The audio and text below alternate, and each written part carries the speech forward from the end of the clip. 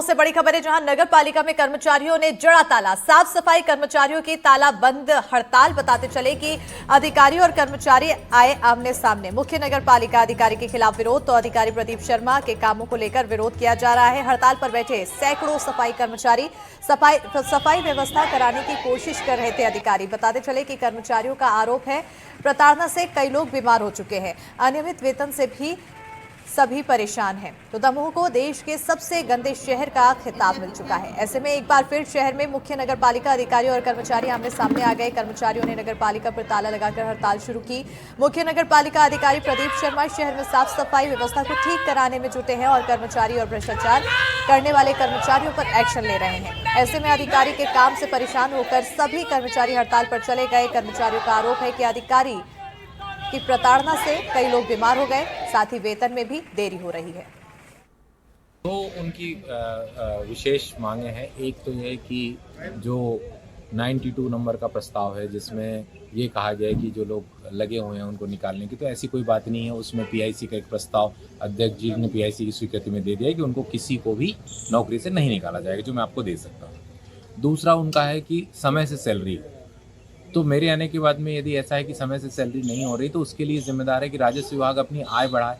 कई लोगों पे करोड़ों रुपया बकाया, उनसे कहा है कि टाइम पे बिल जारी करें, डिमांड नोट जारी करें। नागरिक भरने को तैयार है, लेकिन बिल और डिमांड नोट राजस्व विभाग जारी नहीं करता है, क्योंकि एआरआई जो हैं, जो प्रभारी एआरआई हैं, उन लोगों ने डिमांड नोट भी जारी नहीं किए, बिल भी जारी नहीं किए। अदरवाइज नागरिकों से पैसा आ जाएगा तो सैलरी अपने आप हो जाएगी।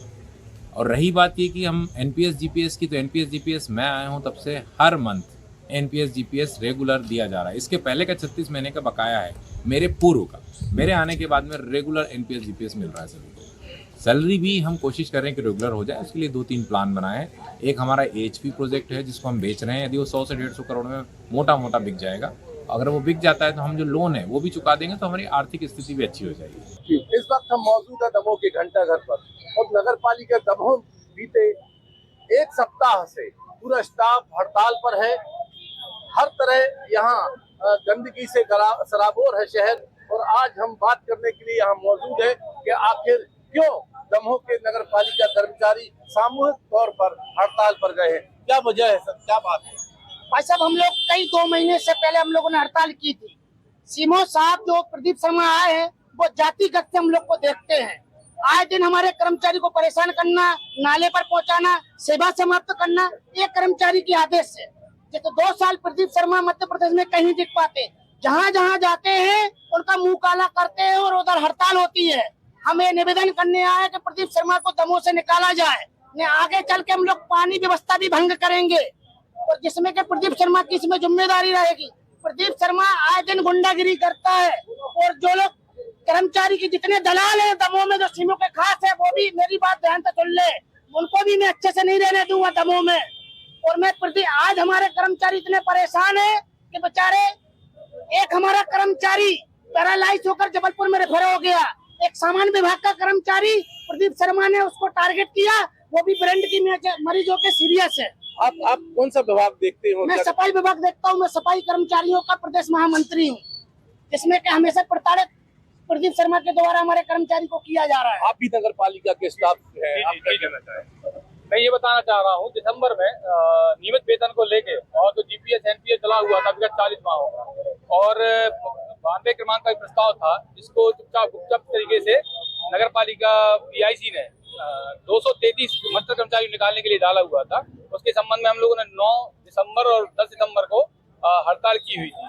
कलेक्टर, जिला प्रशासन एवं नगर पालिका प्रशासन द्वारा कहा गया था कि आपकी समस्याओं का निराकरण किया जाएगा, आश्वासन दिया गया था, लेकिन आज दिनांक तक उनके द्वारा किसी प्रकार का उसमें कार्य नहीं किया गया। तो पुनः हम लोग 11 तारीख से हड़ताल पे बैठे हुए 11 अप्रैल से, लेकिन आज दिनांक तक किसी भी तरह के नगर पालिका प्रशासन या जिला प्रशासन द्वारा किसी भी चीज को पूछने के लिए प्रशासन मंच पे नहीं आया जा रहा। और कर्मचारियों की जो मांगे थी वो जायज थी। आज से 6 महीने पहले एक गुप्त तरीके से स्कूल मास्टर जितेंद्र राय द्वारा गलत तरीके से प्रस्ताव डाल दिया गया। उन कर्मचारियों को 17 से 18 साल कार्य करते हुए हो गया, जिसकी उम्र 50 साल हो गई, किसी की 55 साल हो गई। अब वो कहाँ जाए?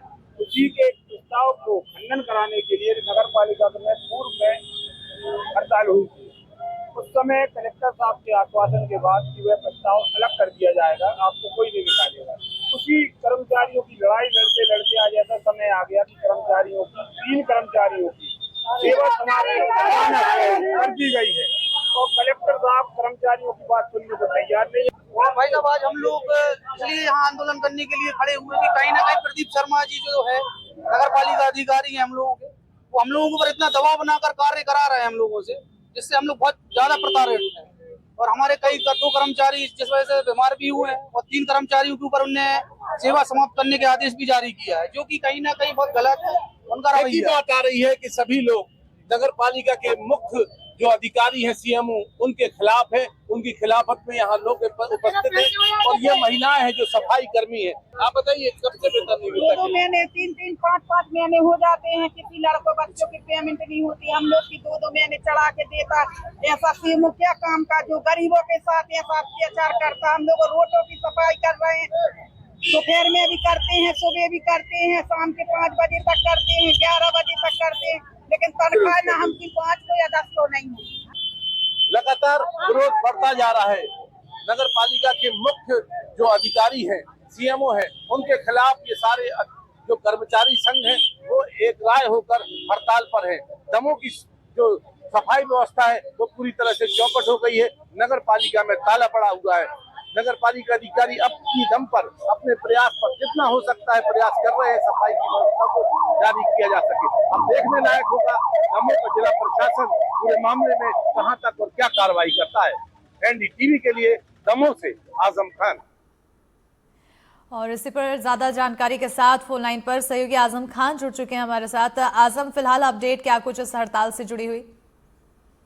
ये हड़ताल लगातार जारी है और पुलिस जो भी नगर पालिका के कर्मचारी हैं वो किसी भी हद तक जाने के लिए तैयार है। अनिश्चितकालीन हड़ताल है। उनका कहना है कि सबसे पहले मुख्य जो नगर पालिका अधिकारी हैं उनको दमों से हटाया जाए और उसके बाद ही वो वापस होंगे। इनकी मांगे हैं कि लगातार इनको जो वेतन है वो अनियमित हो गया है, कई महीने वेतन नहीं मिलता है और जो नगर पालिका अधिकारी हैं वो इतने स्ट्रिक्ट हैं कि कई लोगों को नौकरी से भी निकाल चुके हैं। वहीं दूसरी तरफ नगर पालिका अधिकारी का कहना है कि दमोह की जो नगर पालिका है वो एक समय पर प्रदेश की सबसे धनाढ्य नगर पालिकाओं में शुमार थी, लेकिन जिस तरह की कार्यशैली इनके राजस्व विभाग ने निभाई है उससे जो आर्थिक स्थिति है वो नगर पालिका की काफी डगमगा गई है। उनके पास कोई पैसा नहीं है कि वो किसी भी तरह से इन कर्मचारियों का पेमेंट दे।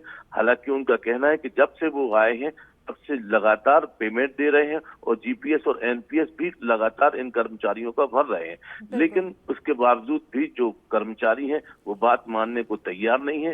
जो कर्मचारियों की कार्यशैली बताई है सीएमओ ने, उन्होंने कहा है कि एक जो मैरिज गार्डन है उसके ऊपर 6-6 करोड़ रुपया बकाया है।